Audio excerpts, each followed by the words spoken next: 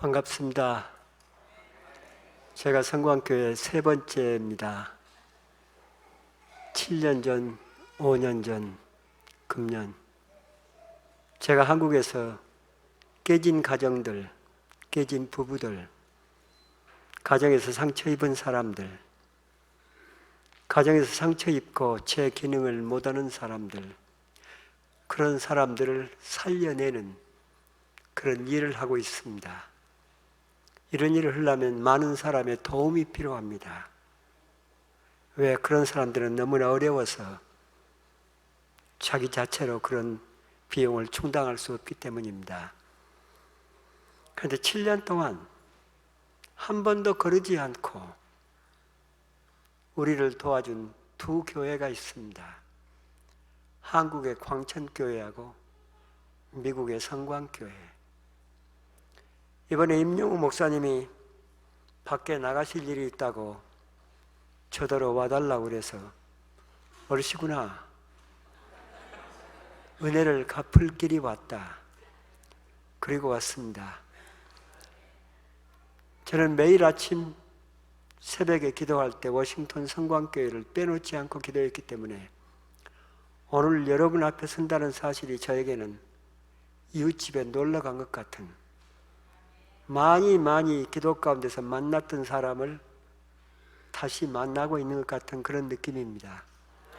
이제 그런 마음으로 제가 얘기를 하겠습니다. 여러분, 지금까지 어떻게 살아오셨어? 이렇게 사는 것이 너무 재밌습니까? 이렇게 사는 것이 너무 신납니까? 그래서 살아오셨나요? 아니면 여러분들 가운데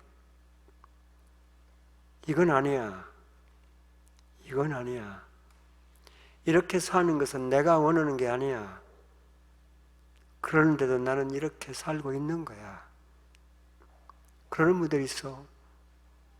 하나님이 여러분을 이 땅에 왜 보냈다고 그랬어요? 하나님은 여러분을 이 땅에 행복하게 살으라고 보낸 거예요. 날마다 춤을 추면서 웃으면서 행복하게 살으라고. 바울이 그랬잖아요. 항상 기뻐해라. 항상 기뻐해라. 히브리 말 속에 무슨 의미가 들어있냐? 항상 웃어라. 너희들한테는 웃을 일밖에 없단다. 그런데 그렇게 웃고 사는 사람이 얼마나 되나요? 서울 장안바닥에 1300만이 살고 있는데 얼굴 찡그리고 다니는 인간이 98%예요. 여러분, 웃는 시간이 얼마나 있겠어요, 여러분 앞에.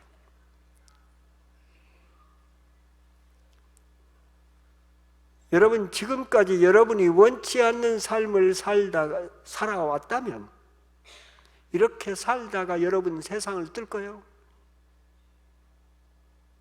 여러분, 하나님 앞에 가서 뭐라고 할 거예요?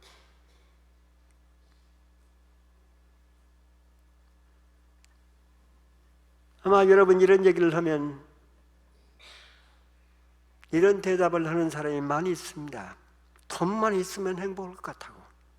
돈만 있으면. 여러분, 돈은 필요합니다. 근데 돈이 많아 보세요. 지금 한국이 난리네요. 여기서 죽고 저기서 죽고, 뭐 주식이 떨어졌다고 죽고 자살하고. 돈 많아 보세요. 돈 많은 사람이 행복한 사람 봤어? 권력을 가진 사람이 행복한 사람 봤어? 여러분은 봤는지 모르겠습니다. 나는 한 번도 보지를 못했어.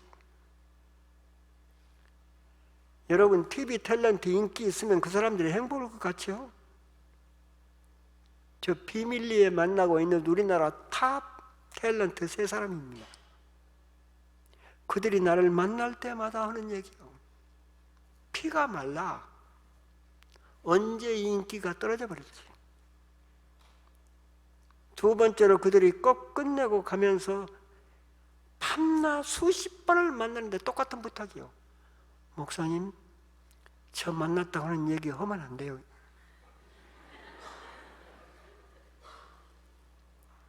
여러분, 그들이 행복한 거예요? 돈 있는 사람, 권력 가진 사람이 행복한 것 같으면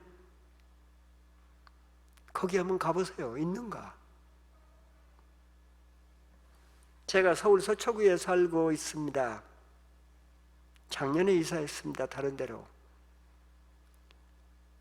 잠원동에 있는 어느 아파트에 살았습니다. 101동, 102동. 400세대입니다.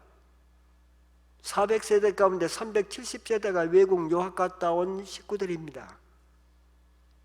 그런데 그들이 왜 그렇게 불행할까요?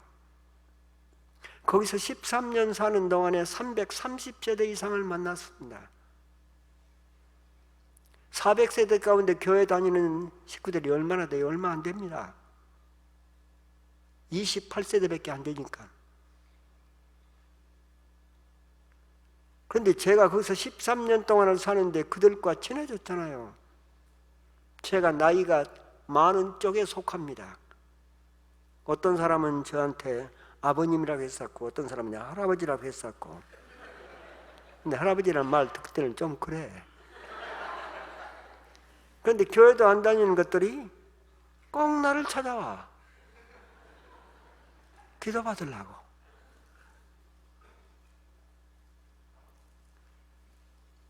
자, 그들이 330세대, 아마 340세대 정도는 만났을 거예요. 그들이 나를 만나면서는 얘기입니다. 못 살겠다고. 밖에서는 그렇게 그 아파트에 사는 사람들을 부러워합니다. 우리도 저렇게 한번 살아봤으면 좋겠다. 우리도 저런 사람들처럼 살았으면 좋겠다. 그런데 그들을 파고 들어가 보면 그들은 불행해. 죽지 못해서 살고 새끼들 때문에 살고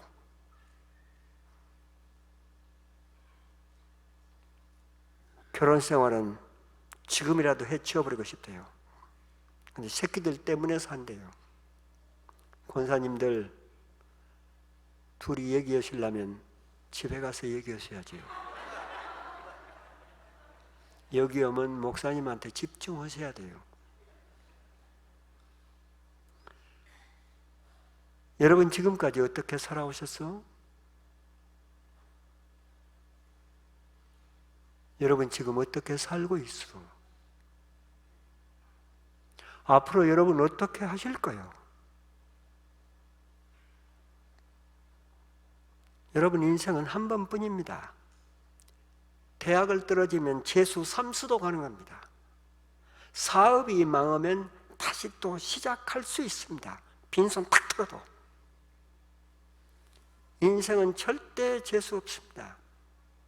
한 번밖에 못 사는 내 인생을 내가 원치 않는 삶을 살다가 죽어. 이건 말이 안 되는 일이에요.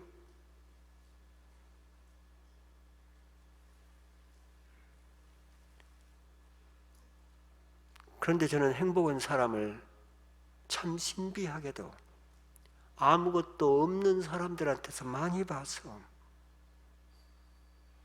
제가 수유리에서 한 18년 살았습니다. 수유리 시장에 가면 전통시장이 그대로 남아 있습니다. 지금도 이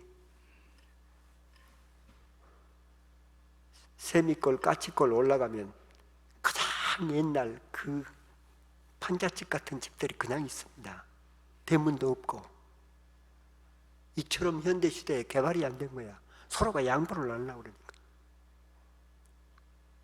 수유리 시장에 가면 길거리에다가 거리에다가 뭘 이렇게 보자기를 깔아놓고 거기다가 어떤 할머니가 물건을 팝니다. 물건이 계절마다 달라집니다.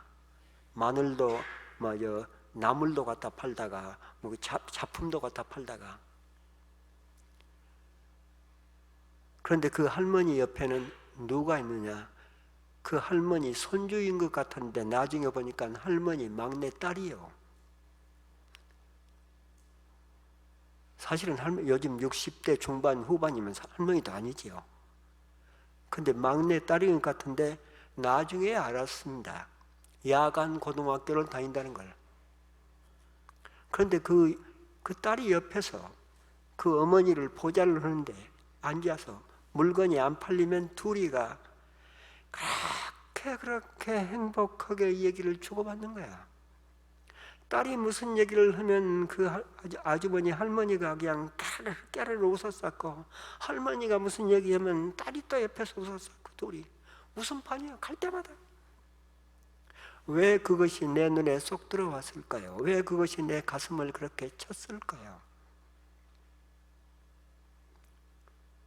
나는 중학교, 고등학교 목포에서 다닐 때 우리 어머니가 학교 앞으로 찾아오면 지 세상에서 제일 창피한 게 우리 어머니였거든. 나는 우리 어머니를 중학교, 고등학교 다닐 때 꼭 학교 앞으로만 찾아오시는데 왜 길을 모르니까 한 번도 친구들한테 저분이 우리 어머니라는 걸 얘기해 준 적이 없거든요. 너무너무 창피하니까. 근데 그 딸은 길바닥에다가 기저귀 깔아놓고 이것저것 파는 그 엄마가 뭐가 좋아서 둘이가 그렇게, 나는 그 모습을 보면서 나도 모르게 서버리는 거예요. 1시간도 어쨌든 1시간 반도 보고 있는 거야. 나는 저러지 못했는데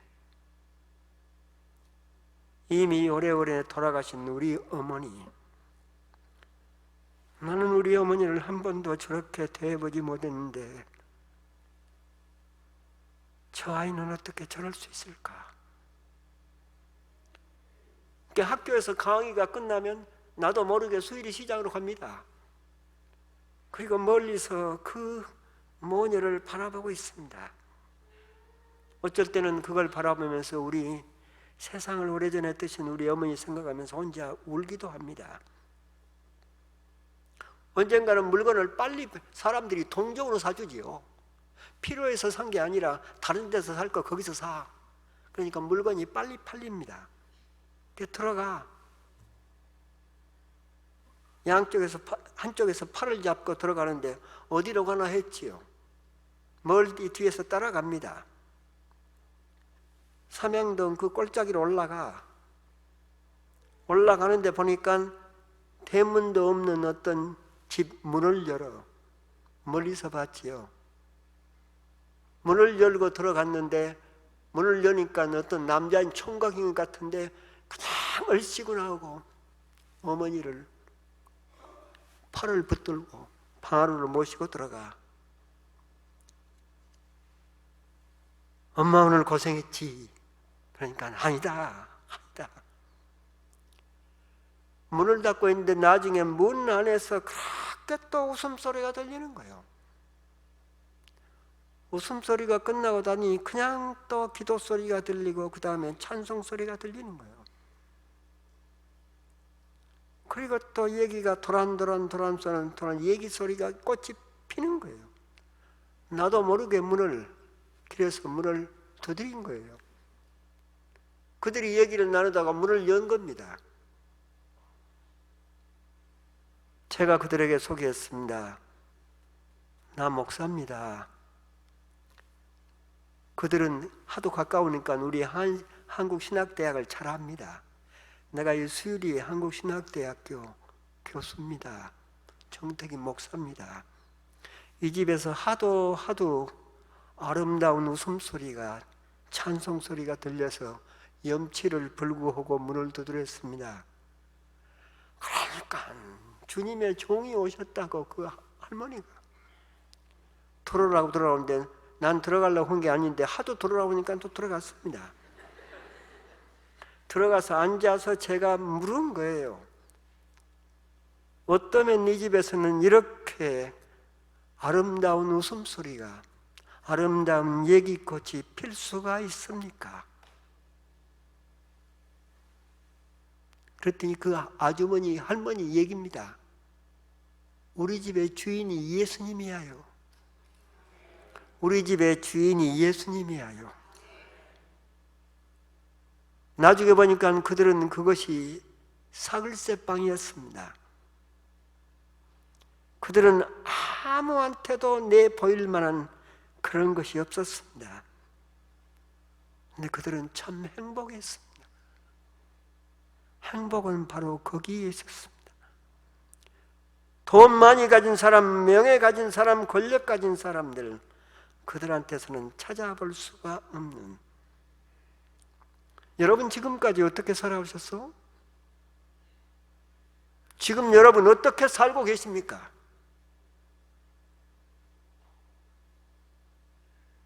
앞으로 어떻게 사실 거요? 우리 이번에 일단 이렇게 만났으니 어떤 결단을 내려야 하지 않겠어?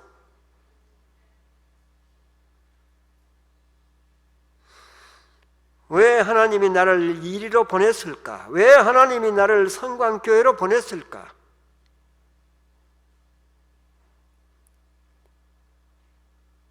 여러분, 나도 모르겠습니다. 그냥 전화로 대답을 해버렸으니까.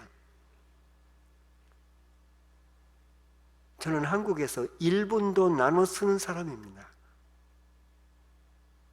1분 1초도 나눠 쓰는 사람입니다. 너무나 많은 일에 희망이다. 사람을 만나고 해야 되니까. 그런데 임영우 목사님이 전화가 왔는데 나도 모르게 이해해버렸다니까요. 그리고 뭐에 홀린 듯이 제가 온 겁니다. 왜 나를 보냈을까요?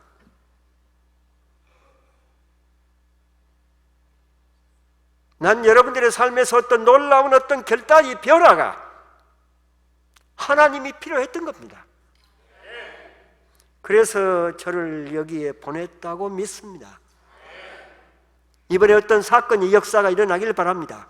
여러분들의 가정에서, 여러분들의 부부관계에서, 여러분들의 부모와 자녀 관계에서.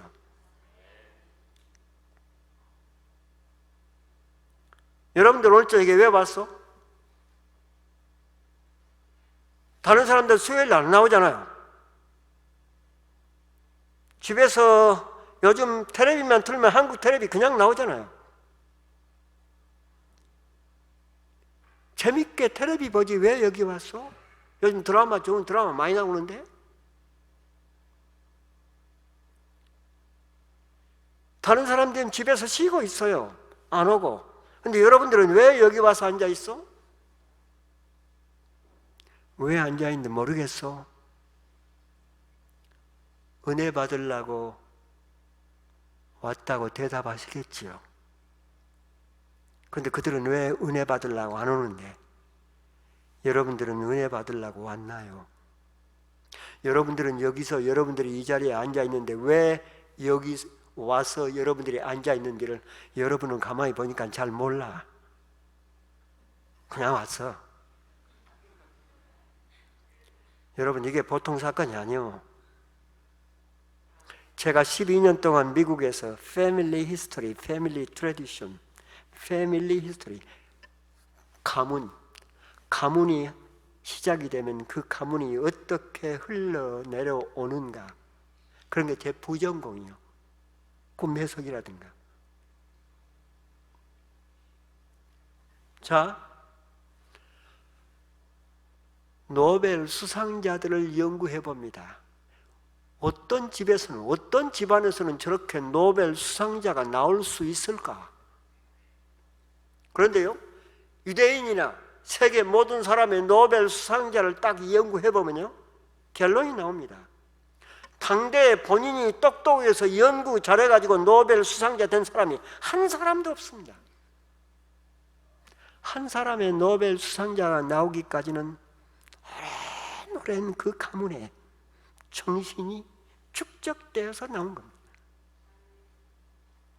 제일 분명하게 한 사람의 노벨 수상자가 나오기까지는 가장 가까운 것은 할아버지 할머니가 달랐습니다.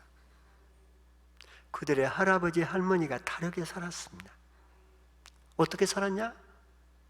오늘 저녁 이 자리에 나와 있는 여러분처럼 살았습니다. 다른 사람들은 전부 다 편안하게 집에 있고 싶어서 주저앉았는데, 그런데 노벨 수상자들의 할머니, 할아버지는 그러지 않았습니다. 나는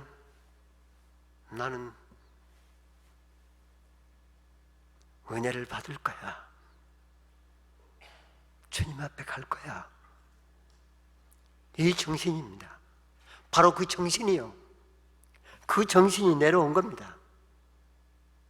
3대 딱 내려오다가 3대째 손주 때에 와서는 딱 뭉친 것이 노벨 수상자예요. 노벨 수상자뿐인가요?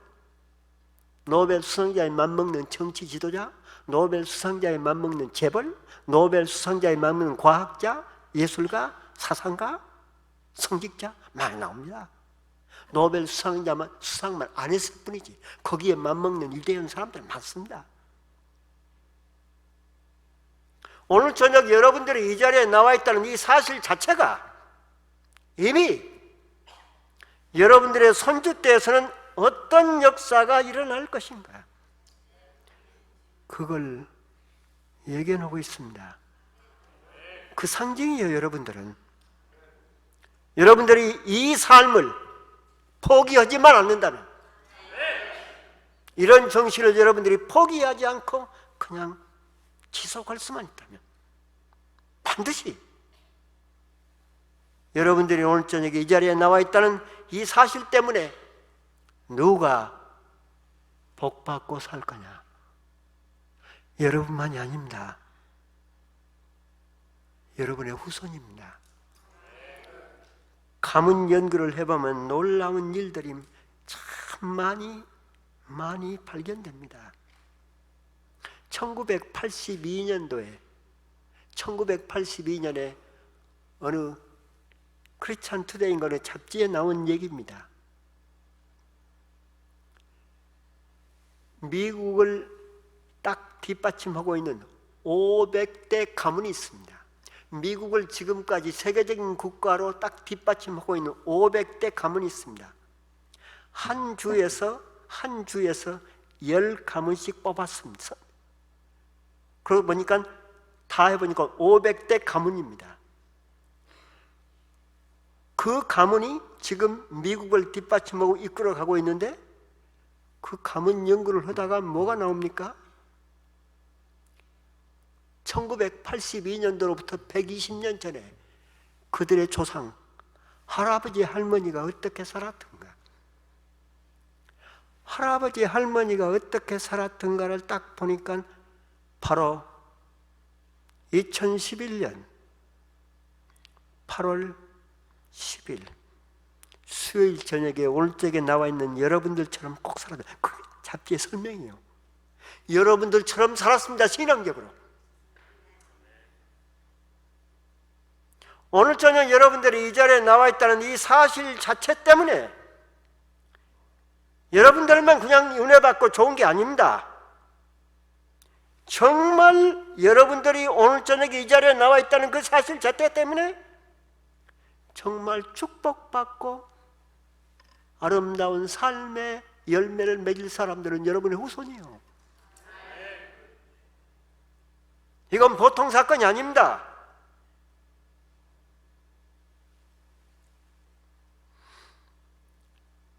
미국의 500대 가문에서 가장 유명한 가문이 하나 있죠. 여러분 잘 들었을 겁니다. 조나단과 사라, 매사추세츠 출신이요. 조나단과 사라의 가문을 파고 들어가 보면 270년 전으로 올라갑니다. 왜 조나단과 사라는 지금까지 9대니까. 270년 전에 조나단과 사라가 11명의 자녀를 키웠지요. 그 11명의 자녀 앞에서 조나단과 사라가 어떻게 살았나요? 오늘 저녁 이 자리에 나와 있는 여러분 같은 정신을 가지고 산 겁니다. 모든 사람은 피곤해서, 모든 사람은 재밌어서 집에서 주저앉았는데 나는 교회에 갈 거야. 이 믿음의 정신, 이걸 보여준 겁니다. 놀라운 건 그 11명의 아들, 딸들이 시집가고 장가가서 엄마, 아빠 산 대로 삽니다. 그들의 손주, 손녀가 또 그대로 삽니다.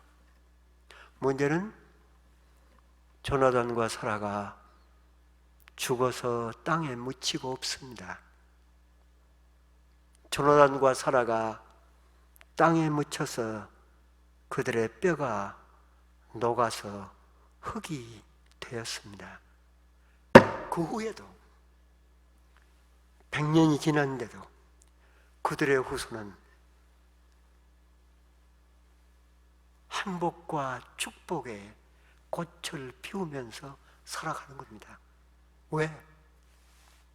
조나단과 사라가 여러분처럼 살았기 때문입니다. 지금 9대째 내려왔습니다. 부통령 나왔죠? 주지사가 7명 나왔답니다. 해마다 달라집니다. 차관보 차관, 장관만 80명에 가깝답니다. 여러분, 한 가문에서 이게 웬일이요? 변호사가 몇 명이냐, 의사가 몇 명이냐, 교수 몇 숫자에 들어가지 않아서 너무 많으니까. 여러분, 제가요, 영일정씨, 송광정철 13대 손이요. 저는 가는 곳마다 자랑을 합니다. 그런데 나보다 13대 손조 송광정철 할아버지가 언제 사람이냐? 거의 400년 가깝게 전 사람입니다. 근데 우리 정씨 가문에서 송광정철 할아버지 400년 가깝게 전에 송광정철 할아버지를 빼놓고는 자랑할 사람이 하나도 없어. 그러니까 유일하게 400년 전 사람을 계속 송광정철 이랬습. 그런데 조나단과 사라의 가문에는 수십 명이야, 수백 명이야. 세상에 내놓을 수 있는 사람이, 이게 웬일이요? 270년 전에 조나단과 사라가 어떻게 살았기에 오늘 저녁 여러분처럼 살았기 때문입니다. 왜 여러분을 미국으로 보냈나요? 여러분 아세요? 여러분 잘 먹고 잘 살으라고? 한국도 잘 먹고 잘 살아요. 여러분을 왜 미국에 보냈나요? 그리고 왜 워싱턴에서 살게 하셨나요? 하나님의 놀라운 뜻을 여러분 알겠어요? 여러분이 왜 여기 있는지. 오늘 저녁 성경 본문 내용이 그겁니다.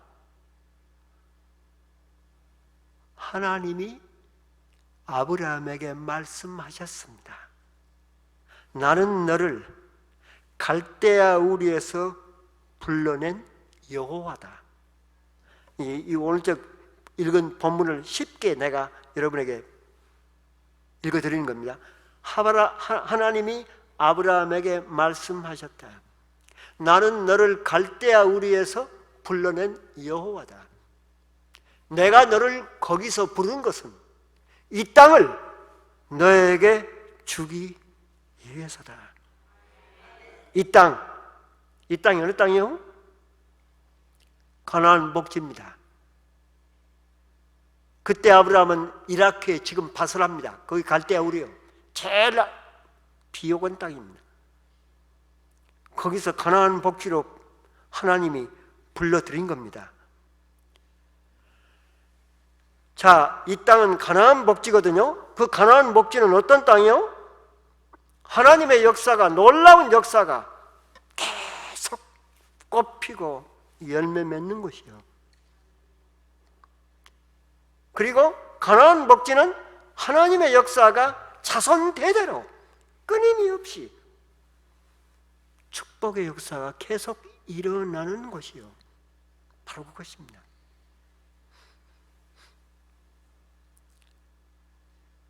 거리로 아브라함을 불렀거든요. 그 당시 세계가 전부 다 주목하는 땅이 가나안 복지입니다. 애굽도 가나안 복지를 차지하려고, 아시리아도 바빌로니아도 가나안 복지 차지하려고. 여러분, 세계가 주시하고 있는 곳, 그게 가나안 복지요. 바로 거기 가면 어떤 역사가 일어나느냐? 하나님을 만날 수가 있는 것이요.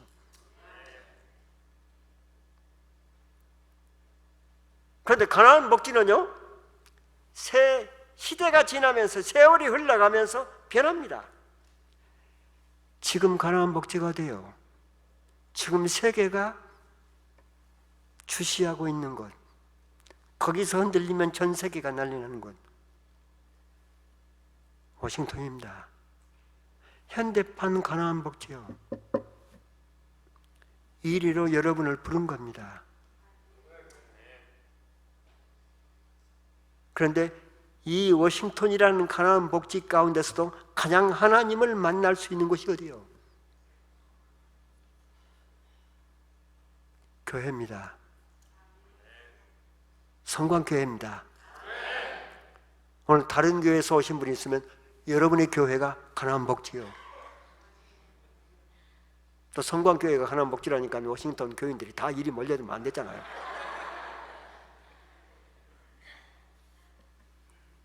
왜 오늘 저녁 여러분을 이 자리에 불렀을까요?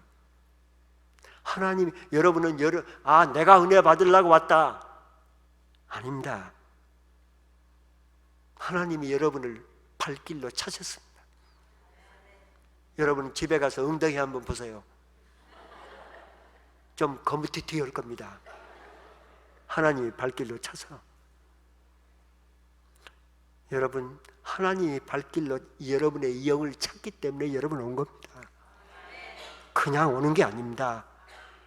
영적인 어떤 힘이 발동하지 않으면 안 옵니다. 절대로. 세상 재미에 휘말려서 살려고 그러지.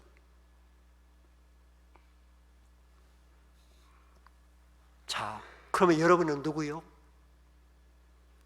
여러분은 현대판 아브라함이요. 현대판 아브라함들. 지금 이런 얘기를 하면 얘가 나이 많으신 분들이 몇 분이 있네요. 나이 많으신 분들은 도대체 관심이 없어. 지금 나 같은 것이 어떻게 아브라함일까? 모세가 하나님의 부름을 받았을 때 나이가 몇이요? 그건 잘 아시네요. 앞으로는요, 하나님의 역사를 맡을 사람은 80이 돼야 됩니다. 60이나 70은 너무 어립니다.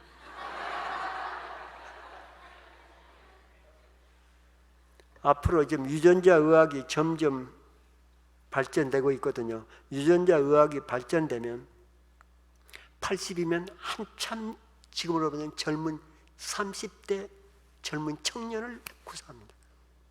우리는 성경에서 특별하게 모세를 아브라함을 뽑았다고 그렇게 생각하는데 아닙니다.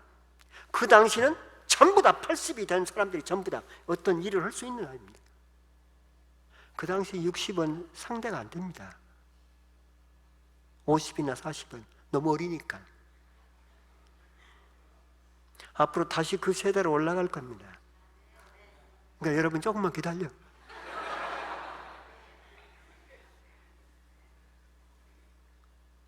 여러분, 오늘 저녁에 여러분들이 정택이 목사 얘기를 듣고 말씀을 듣고 은혜를 받느냐 안 받느냐는 전혀 상관이 없어.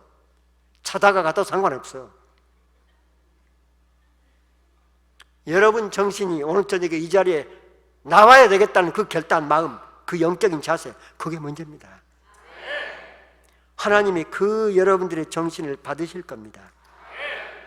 오늘 저녁 여러분들이 이 자리에 나와 있다는 그 사실, 여러분들의 영적인 그 자세 때문에 앞으로 진짜로 축복받을 사람들, 그건 여러분들의 후손들입니다. 지금 여기 백악관의 대통령이 오바마요, 흑인이요. 세계에서 가장 우량 종자가 유대인하고 한국입니다. 왜? 80% 국민이 은혜를 쓰니까. 여러분을 왜 이 땅에 보낸 줄 아세요? 오바마 대통령 됐습니다. 한국 사람 대통령 안 되라는 이유가 없습니다.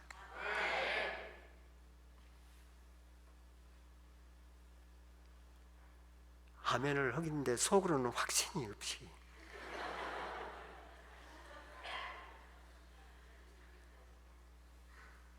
여러분 오늘 저에게 나온 분 고맙습니다. 이게 보통 자리가 아닙니다. 저는 생각해 봅니다. 내가 그날 그 자리에 있지 않았더라면 어떻게 오늘날 내가 여러분 앞에 설 수 있을까? 37년 전 켄터키 렉싱턴, 딱 이와 같은 치유 공동체 교회, 그 그 자리에 내가 있지 않았더라면 어떻게 내가 이 세상에 지금까지 살 수 있었을까? 그 자리가 저에게는 가난한 복지였습니다. 내 나이 35이요. 내 나이 35 그때까지 저는 사람들 앞에서 얘기를 못했습니다. 그때까지 저는 사람들 앞에 서면 너무너무 떨어서 13살부터 생긴 별명이 있습니다. 사람들 앞에 가면 하도 무서워서 떠니까 재봉틀이요. 그 재봉틀이라는 별명이 35까지 갔습니다.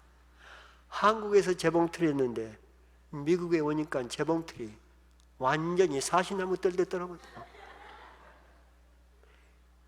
처음에 미국 교수들이 보고 처음 미국 왔으니까 저런다고 곧 좋아질 거라고. 그런데 30살에 왔는데 31살이 돼서 더 떨면 더 떨었지 줄어들지가 않아. 31살이 넘어가면서 미국 교수들이 절반 이상이 나를 한국으로 돌려보내려고. 저것은 고쳐질 병이 아닌 것 같아. 32살이 됩니다. 계속 교수에서는 나를 돌려보내자. 내가 정말 고마운 건 그들이 나한테 그 말을 교수에서 일어난 일을 한 번도 얘기를 안 했다는 겁니다. 어떻게 그렇게 소문도 안 낼까요? 15명 교수 가운데 8명이 나를 한국으로 돌려보내려고 그러고 7명이 불쌍하다고. 저 불쌍한 학생을 어떻게 돌려보내냐? 이게 예수 그리스도의 사랑이냐? 7명이 8명한테 이게 예수 그리스도의 사랑이냐? 그러면 8명이 아무 말 안 해. 그럼 넘어가. 그게 5년 걸립니다. 그러다가 내가 35살이 된 거 아니에요. 그러다가 워싱턴 출신 웨인 오츠 박사, 세계적으로 유명했던 의사, 목사, 신학자, 치유자, 오츠 박사를 35세 만난 거 아니에요. 딱 오츠 박사가 나를 우리 신학교에 부임한 그 다음날 만나더니 너는 여기에 있으면 곧 죽어. 너는 네 아버지 어머니의 싸움 때문에 어린 시절부터 너무나 많은 상처를 받았기 때문에 네 나이 35인데 38이 되기 전에 너는 정신병원을 가든가 아니면 암 걸려 죽든가. 너는 지금까지 살아온 것만도 참 신통해. 학교 공부가 중요한 게 아니야. 너는 네 마음의 상처를 치유받는 곳에 가서 네 마음의 상처를 치유받고 다시 공부를 시작해. 그래서 나를 돌려보내고 그 다음 날 켄터키 렉싱턴 치유 공동체 모임으로 보낸 거잖아요. 첫날 거기서 내가 겪었던 거. 아, 바로 여기로구나. 성령과 말씀과 기도와 사랑과 찬양이 뜨겁게 용광로처럼 끓어오르던 그 공동체. 거기가 저에게는 가난한 복지였습니다. 바로 그 자리에서 5개월 만에 제가 재봉틀에서 벗어납니다.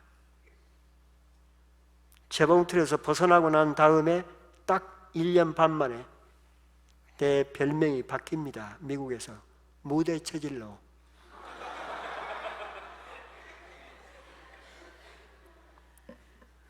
지금 저는 한국에서 무대 체질입니다. 제가 제일 많은 청중을 넣고 설교를 하는 게 8,000명이요. 사람들이 저한테 그러대요. 완전히 신들린 사람처럼 보이더라고요.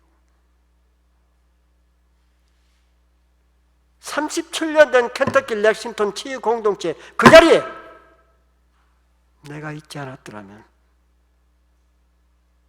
거기서 내가 어떤 결단이 이루어지지 않았더라면 어떻게 오늘 내가 여기서, 나는 오늘 저녁 이 자리가 여러분에게 그런 자리가 되길 바랍니다. 여러분의 마음속에 어떤 놀라운 어떤 새로운 전환점이 일어날 수 있기를 바랍니다. 아마 여러분 이 얘기를 수백 번도 넘게 들었을 겁니다. 목사님들의 예화로. 어떤 사람은 다르게 알고 있습니다만 저는 미국의 제23대 에드먼턴 대통령으로 알고 있습니다. 에드먼턴 대통령이 젊은 시절에 딱 이 시간이죠. 이 시간에 너무 많이 절망을 한 겁니다. 젊은 시절에 너무나 많은 갈등을 겪습니다. 친구하고 함께 너무 많은 갈등을 겪으면서 이 시간에 술 마시러 가죠. 술 마시러 가다가 갑자기 뭘 봅니까? 무디 목사 집회라는 큰 프랑카드를 보죠. 술 마시러 가다가 에드먼턴 이 청년이 깜짝 놀랍니다. 그 당시 무디 목사는 유명했기 때문에. 야, 저기 무디 목사 왔다. 오늘 저기 우리 술은 나중에 마시고 무디 목사 설교 듣자. 그러니까 옆 친구가 무슨 소리 하고 있는가 하고, 우리가 지금 술 마시게 생겼는가 하고, 우리의 마음이 지금 술 마시게 생겼는가 하고, 아니 설교 듣게 생겼는가 하고. 내가 흥분을 하다 보니까 말이 빗나가네요. 우리가 지금 설교 듣게 생겼는가 하고, 그렇게 신경이 하다가 둘이 갈라졌다잖아요. 에드먼턴은 늦게 들어가서 뒷자리에 앉아가지고 그때 마음속에 어떤 결단이 이루어진 겁니다. 에드먼턴은 나중에 수십 번도 넘게 그런 주장을 해도 대통령이 되어서도 그날 저녁 그 자리에 내가 있지 않았더라면 나는 절대로 미국의 대통령이 못 된다고. 2011년 8월 10일 수요일 날 밤 이 자리에 여러분이 있기 때문에, 이 자리에 여러분이 있었기 때문에 여러분에게는 놀라운 역사가 이미 보장된 겁니다. 여러분에게 그 역사가 보장될 뿐만 아니라 여러분의 후손들에게 수도 없이 100년이, 200년이, 300년이 지나가도 여러분들 후손들 가운데 나는 믿습니다. 반드시 미국을 이끌어가는 대통령 나옵니다. 그러려고 우리 한국 사람들 여러분을 이 땅에 보낸 겁니다. 전 세계에 지금 가나안 복지, 워싱턴, 그 가운데서도 하나님을 만날 수 있는 것, 교회.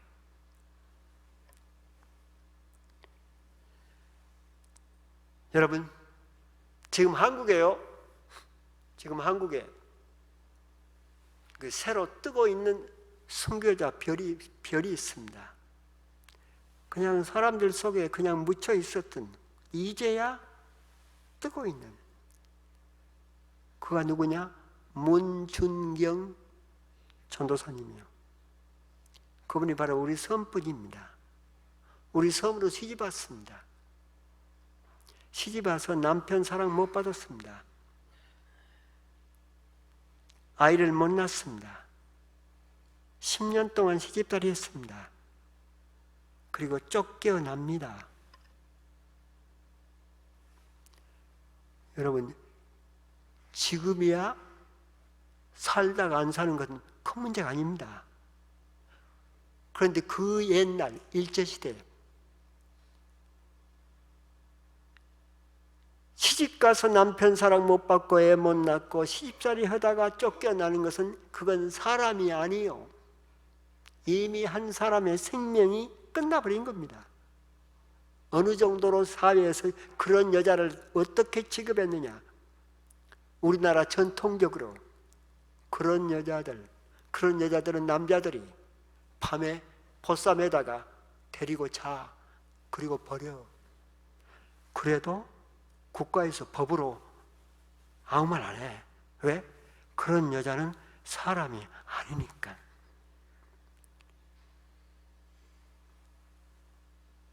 우리 섬으로 시집왔던 그 문준경이라는 그 며느리는 그렇게 되어버립니다.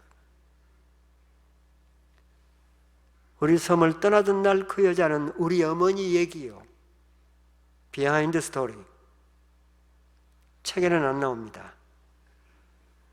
우리 어머니도 아버지로부터 버림받았고 그 큰어머니도 그 큰아버지한테 버림받았고 우리 어머니하고 문중경 전사님은 동병상련의 아픔을 알았습니다.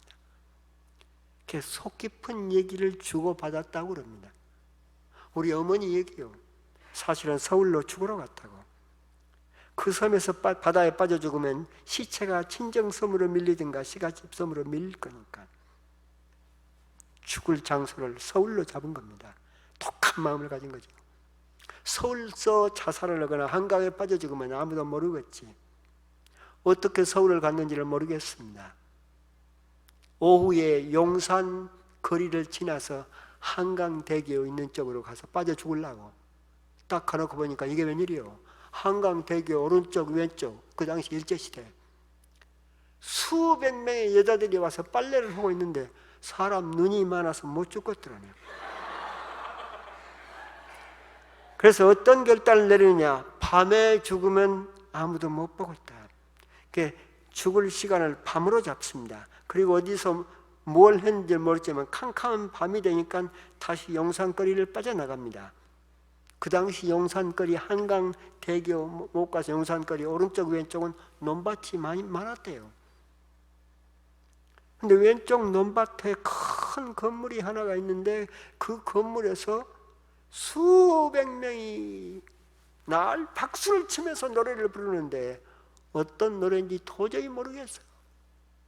아리랑도 아니고 도라지도 아니고 나는 죽으러 가는데 저 수백 명의 사람들은 뭐가 좋아서 저럴까? 어쩔 줄을 모르는. 그때 이 여인의 마음에 어떤 동요가 일어납니다. 기왕 죽을 바엔 오늘쯤 죽긴 죽는데 구경이나 하고 죽자.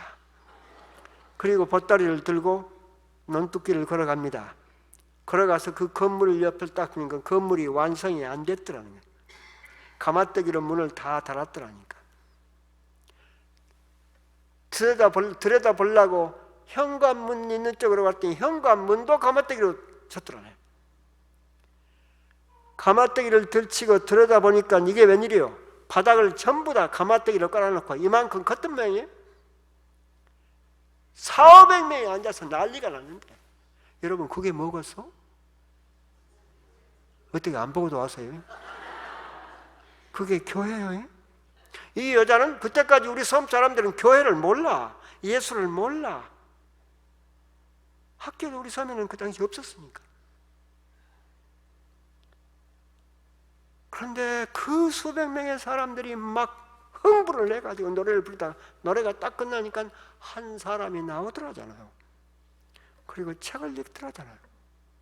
그 책이 무슨 책이었어? 잘하시네요. 마이크도 없던 그 시절에 그분이 마이크 소리보다도 더 커. 소리를 지르는데 책을 딱 덮어놓고 소리를 지르는데 뭐라고 소리를 지르냐? 시집살이 하느라고 한이 맺힌 여인들아 다 내게로라. 내가 너희를 편식이 하리라. 자기한테 그러는 줄 알고 가마떼기를 때 얼마나 놀랐는지 자기한테 그러는 줄 알고 두 번째 소리가 뭐 소작살이 하느라고 한이 맺힌 사람들아 다 내게로라. 내가 너희를 편식이 하리라. 양반 쌍놈에 억눌려서 한이 맺힌 사람들아 다 내게로라. 내가 너희를 편식이 하리라. 지금도 예수님이 여러분에게 이렇게 외치고 계신다고. 예수에게 오면 이 모든 문제가 다 풀린다고. 그때 그 여자는 예수가 누군데? 예수가 누군데? 나같이 초는 여자도 받아준단가? 그렇게 소리를 지르던 그분이 그 목사님이 누구요? 옛날 유명한 이성복 목사님 아니에요? 봉사. 이성복 목사님이 그렇게 세 마디를 던져놓고는 설교를 엮어 나가는데요. 그 설교가 그 여인의 마음속에 맺히고 맺힌 능어리를 다 꿰뚫어 보고 얘기하는 것 같아. 그 여자가 빠져나갈 수가 없어. 자기 보고 얘기하니까. 자기 아픔을 전부 다 끌어내주면서 한 시간이 지나면서 이성복 목사 그 문중경 그 며느리 여자 눈에서 눈물이 비오듯 쏟아지면서 울음이 터지는데 예수가 누군디? 예수가 누군디? 예수가 누군디? 그러다가 울음이 너무 복받치니까 쓰러지잖아요. 몸 아래쪽은 가만히 밖에 있고 몸 위쪽은 가만히 안으로 넘어지고 보따리에 울을 파묻고 그렇게 우는데 3시간 부흥회가 끝날 때까지. 나중에 나가다가 사람들이 안 하다가 밖에 나무 밑에 앉혀놓고 다 나갔대요. 이성범 목사님의 기록에 나온답니다. 집회가 끝나고 장로님들하고 목사님하고 차를 마시려고 앉았는데 애간장을 끓여내는 여자 울음들 때문에 못 마시겠더라고. 장로님이 나가서 이 조그마한 여자를 데리고 들어왔는데 이성범 목사님이 무릎을 치면서 놀랍니다. 천리박 전라도 섬에서 서울로 죽으러 온 여자거든. 여러분, 요즘 천리박 전라도에서 서울 가는 건 동네 개도 가 그냥.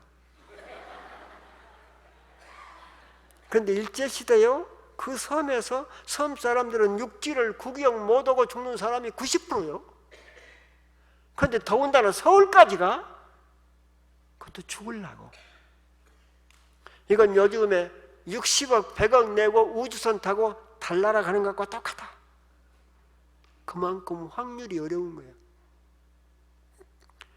결국 이성범 목사님 그 그룹이 그 여자를 내보내면 죽을 거니까, 내보내면 자살할 거니까 데리고 다닙니다. 1년 반 후에 그분이 완전히 뒤집어지잖아요. 뒤집어져 가지고 결국은 고향으로 내려오는데 자기 친정섬으로 안 가는 거예요. 친정섬으로 가지 않고 어디로 가느냐? 우리 어머니 표현에 의하면 얼마나 당당한지, 자기를 내쫓아버린 자기 친정 시아버지 시어머니한테 온 거예요. 와서 그 앞에서 열변을 토해내는데, 나 예수 만나서 이렇게 변했고 예수 만나서 이렇게 날마다 기쁘고 행복하고, 어떻게 얘기를 했기에 시아버지가, 그 양반이라면 시아버지가 며느리 손을 덥석 잡고 그 예수 우리도 좀 믿자. 그리고 그 며느리를 재산을 나누어 주지요. 이제 다시 받아들입니다. 문제는 남편은 다른 여자가 돼가지고 이미 애까지 낳고 있을 때요. 그 남편은 다시는 못 만납니다. 그런데 그 여자분이 학교도 없고 교회도 없던 신안 도서 그 지방을 돌아다니면서 복음을 전하는데 가는 데마다 난리가 나는 겁니다. 나중에 너무나 많은 사람들의 변화가 일어나기 시작하니까 감당이 불가능해요. 혼자는. 학교 못 가고 똘똘한 남자아이들 많잖아요. 이 여인의 심부름을 했던 아이들 가운데서 직접 간접으로 목사만 68명이 나왔습니다. 그 중에 수제자가 김준건 목사요. 재작년에 세상을 떠신 대학생 성회. 우리 섬의 2번째 수제자가 지금 살아계시는 이만신 목사님이요. 중앙성. 우리도 다 그 제자들입니다. 그날 저녁 용산 그 교회, 그 자리에 그 여자가, 문중경이라는 그분이 있지 않았더라면 신안도서에 2만 명의 예수를 모르는 사람들이 혁명이 일어나지는 절대로 않았을 거예요.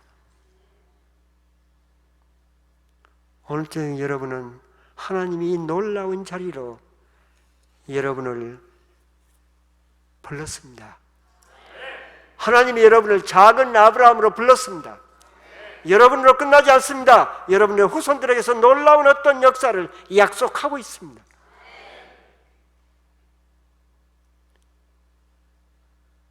여러분 왜 여기 있나요? 하나님이 여러분을 이 자리에 부르신 겁니다. 여기가 가나안 복지의 핵심점이요. 여러분에게 생명 주려고. 생명 주려고. 생명이 어떤 생명이냐? 19년 전입니다. 우리 한국의 유명한 국립대학의 총장하고 교무처장이 강화도로 여름에 6월 달에 회를 먹으러 갔습니다. 무슨 회냐? 여러분 밴댕이 회 먹어봤어? 밴댕이 회. 맛을 모르는 사람 둘이 먹다 하나 죽어도 모릅니다.